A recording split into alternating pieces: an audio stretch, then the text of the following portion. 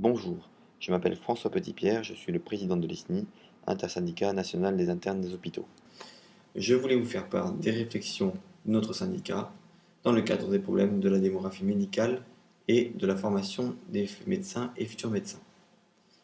En effet, l'accès aux études médicales se fait par le passage d'un concours en première année dont l'effectif est régulé par le numerus clausus instauré en 1971. Ce numerus clausus a évolué au fil des années afin de pouvoir réglementer et réguler le nombre de professionnels de santé en activité. Il a été le plus élevé en 1975 avec 8 669 étudiants admis en deuxième année. Au terme de ces 6 années communes d'études médicales, les étudiants avaient le choix entre, d'une part, la médecine libérale généraliste et l'accès via un deuxième concours, l'ancien internat, à une spécialité. Au terme de 4 à 5 années d'études spécialisées, de troisième cycle, l'interne pouvait acquérir une surspécialité en effectuant un post-internat. Les médecins généralistes avaient accès à des passerelles vers une spécialisation par le biais de CES, certificat d'études spécialisées, consistant en la réalisation de stages hospitaliers clôturés par un mémoire. Au total, la durée de formation d'un médecin généraliste était de 6 ans et celle d'un médecin de spécialité de 9 ans, sans compter la surspécialisation, avec des délais d'installation moyens respectivement de 9 et 15 ans. Le pic du numerus clausus a été atteint en 1975, aboutissant à un taux d'installation maximal dans les années 90. En réponse à cette tendance, le numerus clausus a été fermé progressivement pour atteindre le nadir de 3576 en 1996.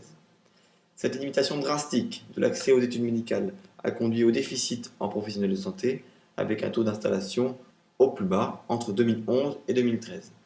Ce manque de médecins s'exprime en particulier aujourd'hui du fait d'un rallongement de 3 ans de la formation initiale des médecins généralistes, d'où un retard à l'installation. En effet, depuis 2004 et l'instauration de l'épreuve classante nationale, l'ensemble des étudiants en médecine, au terme de la 6e année, sont tenus de participer au concours et d'effectuer un internat pouvant aller de 3 à 5 ans. Les anciennes limitations dans le numerus clausus et l'allongement des études médicales a conduit à la pénurie actuelle de médecins, notamment en zone rurale. Heureusement, l'augmentation du numerus clausus depuis 1996 va permettre de retrouver dès 2020 un taux d'installation équivalent à celui des années 1990. L'augmentation du numerus clausus depuis 1996 soulève un nouveau problème, celui de la formation des étudiants et en particulier des internes. Aujourd'hui, du fait de l'ECN, avec 8000 étudiants en deuxième année, c'est autant d'internes à former en secteur hospitalier. La situation était différente en 1975, avec 8600 étudiants en deuxième année, mais seule la moitié qui devenaient internes des hôpitaux. Ainsi, pour un même numerus clausus, le nombre d'internes va doubler. On comprend qu'aujourd'hui, l'afflux de nouveaux étudiants en troisième cycle est à l'origine d'un engorgement des services hospitaliers, mettant en jeu la formation initiale des futurs professionnels de santé. Au total, nous voulions soulever 2 problématiques. La première, celle de la démographie médicale, avec un déficit majeur pendant la période 2011-2013, qui est amené à se réguler d'ici à 2020.